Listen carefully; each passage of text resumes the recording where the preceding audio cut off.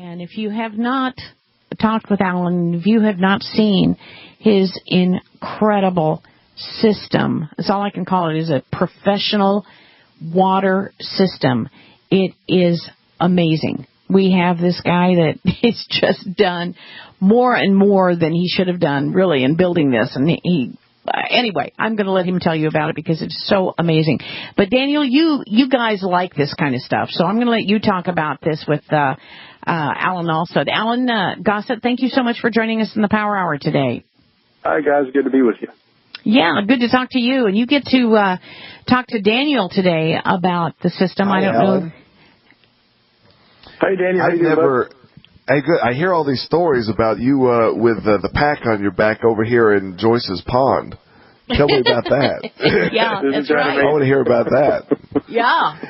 Why don't you give us a little basic information of what the water hydro plant is and how it's used and how important it is for our lives?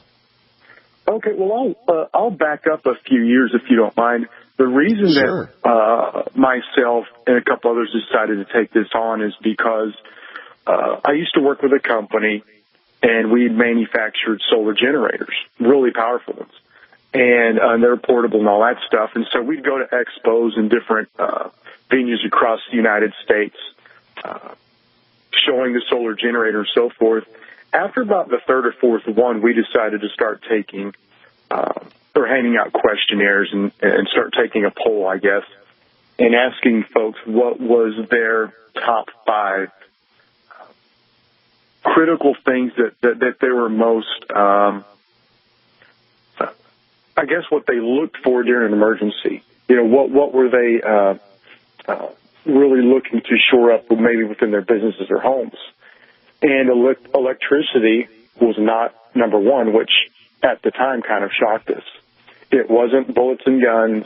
It wasn't a lot of these things that, I'll be honest with you, I thought would be way up there. It was water. Water was the number one concern with all of these folks that we talked to all over the United States. And so we took a step back and looked at this, and we thought to ourselves, well, if you think about it, if you don't have clean water, they say within 3 days you'll die. If you don't have drinking water, you won't be able to cook your food storage. You won't be able to clean wounds. You won't be able to do a lot of different things. So we took a look at that, and that's why we decided to take a look at putting together a truly portable water system. Right. So that's kind of where this whole thing started many years ago. I mean, it is truly a portable system. I mean, this is a piece of perfection. I mean, this is not just a plastic piece of equipment that you're going to have that's going to break in a month. This is not that. Trust me, it is not that. And I wish you would all get the information sent to you. All you have to do is call the Power Mall and ask them to email you the information online so you can see how incredible this looks. I mean, I'm not asking you to buy something because because there's no, I can't even imagine why a person would not want to own this. It is so good. It is so expansive. What makes it different than just a plain old piece of purification equipment or whatever, the filtration equipment? What makes it different for our listeners? I think that's a great question because there's so many different really cool, unique things that work out there. And as I said before, many months ago when we started working with you guys, we have never tried to take the place of your little small things or whatever. That's never been the focus of this pack. The hydro, the reason it makes it different is, number one, it is actually truly portable. There's other units out on the market that weigh between 40 and 50 pounds, sometimes more than that. They come in a typical case, and you have to carry it. Good luck carrying that through brush terrain. Yeah, that's right. And in all honesty, they work, and I've tested lots of them, and they work. But good Lord, have fun carrying that thing. It's in a backpack, which makes it very unique. You can backpack it, and as I showed you guys, you can pull it like a little piece of luggage. In fact, speaking of luggage, I take mine on an airplane all the time. It is small enough that it will fit in an overhead bin on an airplane. I check it in with TSA before I fly the next day, but it's approved for air travel. You can backpack it. You can pull it through terrain if you like, terrain permitting. But we use medical-grade components, which are very expensive. Nobody does that. We use 3 times the amount of germicidal UV irradiation that's even required by the WHO. Most people don't do that. It's expensive. The way it's set up, it'll purify most any freshwater source anywhere in the world. You never need an electrical grid. The solar comes with it, so you can recharge it anywhere in the world. I mean, there's a lot of different reasons that we feel that it makes it unique. And right. Joyce and Daniel, I would put this out to your people, because you have a lot of listeners and a lot of clients that have actually purchased this. And I tell folks, please don't take my word for this. Talk to the folks that have actually bought this, in all honesty. Mm-hmm. Mm-hmm. Unbiased. I would really urge your many people that have purchased this and actually use this or have it on hand to either call in or email in their testimonials, because they call me and I say, guys, you got to call Joyce and tell her. She's going to be excited, you know. But, oh, yeah, because, you know, that's what we want, is to know what works. And if you put those into nice little testimonies, that would be great for us. I mean, we'd love to be able to talk about that, because they may have ways and reasons to use their system that we might not have. And so, you know, whether it comes with the animals or, you know, we haven't really talked much about making sure that your animals are taken care of when it comes to water.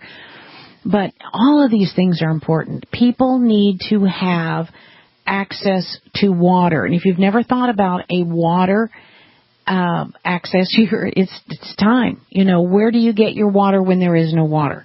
Where do you get it? And well, I'm really intrigued. I'm really intrigued by the portable nature of it, the charging, the flow rate of this. I mean, when she told me that, how did you get such high flow rate on that? Mathematics.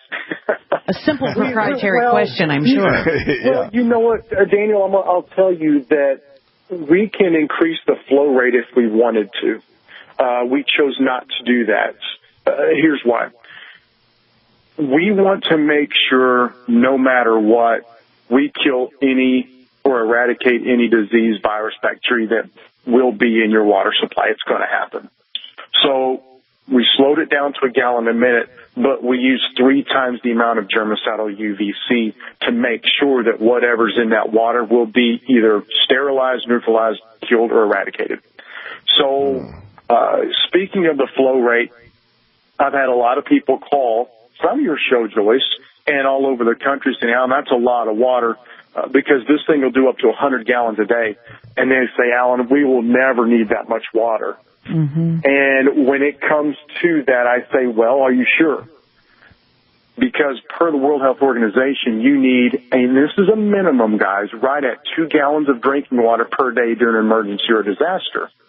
That does not count watering your pets, garden, cooking, hygiene, or anything else. So are you sure you have a family of 3 or 4? Are you sure you're not going to need between 40 and 100 gallons a day? And then for the prepper community, I know a lot of those folks purchase things like this. What are you going to barter with? Ooh, I'll be honest with you. Everyone has guns and ammo. Everybody does. Most everybody does. Mm-hmm. You're not going to barter with that because everyone's already got it. What is something that you need from maybe somebody else that you can barter this water with? And a lot of CERT teams, small communities get these packs because one guy was probably going to be in charge of water for 30 to 40 people a day. One person's in charge of food. One person's in charge of security. So there's a lot of different aspects and ways to look at this. But we feel that the flow rate is important, that we put it a gallon a minute because it'll still give you enough water for up to 50 people for one day for drinking. It's incredible when you take a step back and look at the big picture of what this does. Heck, just humanitarian. You can help your neighbors. if they need water for the day. You can help if there is an emergency or a disaster. You can help the local CERT team provide water for people that are standing in line. There's a lot of different ways you can use this, Pat. Yeah, one of the things I wanted you to address is, let's say that, we've seen all these horrible flooding images of people just, 8 and 9 feet above the wherever, but, and really, really badly flooding. How do you use the instrument? I mean, if you were on the second story of your building, I mean, you're talking about a mass casualty situation here, sort of, or a life-saving situation. But how would you work your machine on the second floor of your facility? Well, there's two things you can do. And again, I try to tell people that if you want to save your filters and get them to last as long as possible, if the water is extremely turbid or muddy, then what I like to do is have 1 5-gallon bucket on hand. That's all you're going to need. If you're talking about for you and your family for drinking, dip the water out of, if you're on your second story, that means the water's risen a lot, and the water's going to be very turbid. Dip the water out, let it settle for about 20 to 30 minutes, because that sediment is going to eventually go to the bottom of the bucket. Pull the water off the top. See, it's not the cleaner the water, the better. It's the clearer. Okay. You see, that's a big difference. So if you're not sucking up a bunch of mud and a bunch of sediment and all of these particulates, then your filters are going to last so much longer. So in that situation, in extreme flooding, have 1 5-gallon bucket on hand, have your pack, and then anything you might need to. A lot of people have like the water containers, water jugs to fill. That's all you're going to need. Let the sediment settle, pull the water off. Now, I've actually pulled terribly turbid water through this thing. Mississippi River, the Colorado was pretty bad. I've gone to a lot of different places, and it will clean it. Now, will your filters last 3,000 gallons? No, they won't. You're sucking up mud, basically. Right. So that's why we recommend, if the water's relatively clear, pull it straight out. If it's very turbid or muddy, pull it with a bucket, let it settle, then skim, and you're going to be fine. Because that just pretty much proves that the system works the way it does in a gallon per minute. It's so hard for people to understand that. A gallon per minute. For real. It is. Yeah, it is a plant. It is a production plant. It is not anything to mess around with. This is a serious addition that anybody should be taking care of. Like you said, you originally made this for the missionaries in Africa so that they could have clear water. Well, if you can get clear water out of African water that is clear enough to drink, I would think that would be effective enough. Would that not meet all the system requirements? Absolutely. And in fact, and I'd mentioned this to you, Joyce, as well, is we have one down in Honduras now with an orphanage. A gentleman down there that feeds and clothes a lot of kids. Oh, that's right. Yeah, tell the listeners about that. Oh, yeah, his name is Tom Stanman, and he is director of and owner of Impact Ministries International. And really, really good guy. He believes in helping others. That's all I can say. And he feeds, clothes, and educates over 10,000 kids a month. He has what's called the City of Refuge down in Honduras. They basically rescue kids, guys, I'm not kidding, right out of the dump because they're abandoned. He takes these kids on. Of course, he works on donations, so let's not sugarcoat it, but he works on donations, and you have to have clean water for these kids. You have to feed them. You have to clothe them and all these other things. But that's what he does. And he has a pack now. And in fact, we've shipped one to Jakarta and Dominican Republic and all over. Now, the word's kind of getting around that this isn't the biggest system you'll ever find, but at a gallon a minute, enough water for 50 people in a day, for what this does, it's pretty incredible. And so it's really incredible is all I can say. And again, I urge a lot of the people that have purchased these to send in their testimonials, because don't take our word for it, guys. Talk to the people that use them, Yeah, absolutely. I was thinking about it in terms of not only emergencies or third world countries, what have you, but, just in America, look at the situation that happened in Flint, Michigan. Speak to it from there. How would that have helped that situation? Well, again, when you have that high lead concentration in the water, and you guys have all seen the videos, you turn on your faucet and it looks like coffee or chocolate milk coming through. It's really, really bad. You typically don't run into that, but the water infrastructure there is so deplorable. It's actually been allowed to degrade over 50 years. But in any event, what you would do in that situation is I would recommend you doing the same exact thing as what I just mentioned about terribly turbid water. You would pull that water out, put it into like your sink, bathtub, let a lot of that lead content settle to the bottom. Okay? All right, we got to say another break. 3-minute break. We'll be back. Final segment with our guest today, Alan Gossett. We're going to be talking and taking your questions. If you have any questions regarding the system, 855-995-6923.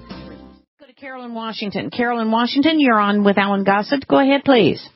Hi, I wanted to know if it gets rid of anything besides bacteria, like the gasoline they're dumping in, or the diesel they're dumping in the water in the Middle East, and fluoride in ours, and drugs in our water.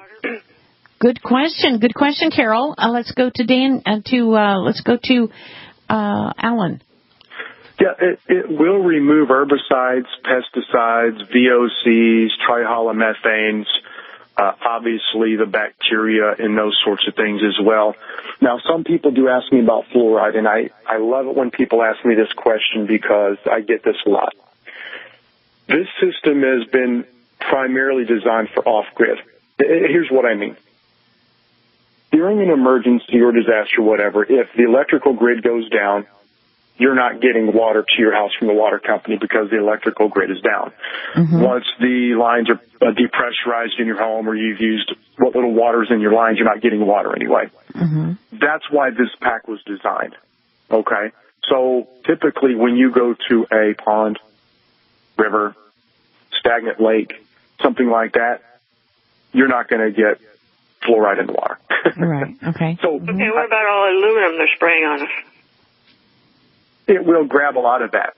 Okay, but you have to remember, because you asked about the diesel fuel, it will grab some of the petrochemicals.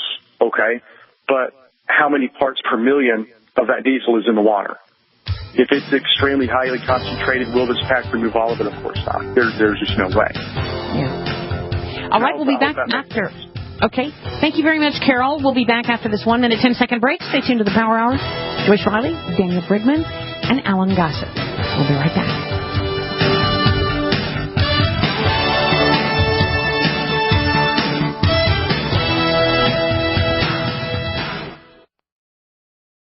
This program is brought to you by the Genesis Communications Network, a world leader in talk radio since 1998. Visit GCNlive.com today.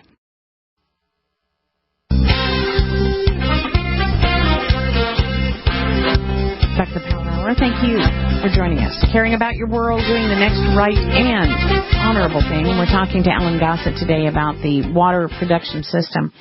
I don't know what else to call it. I mean, it looks like a water plant to me, and I think it is just so phenomenal. What are the, before I have to let you go, what are the, I guess you might say, more interesting reasons that someone has purchased one of these systems, just other than just having water? What might they have what might they have purchased the system for maybe unique operations of some kind with animals or whatever? Do you have any idea on that? Well, what a lot of people have told me is the reason they bought it is because they frankly don't want to give contaminated water to their pets or small livestock during an emergency. So that's why they like it with the water production being up to 100 gallons a day, is that gives them that option to not only take care of themselves or their family, but it gives them enough water to cook with, perform hygiene, but also take care of their other food sources, which would be their small livestock, and of course their pets and things like that too. Yeah, it's really important that we remember,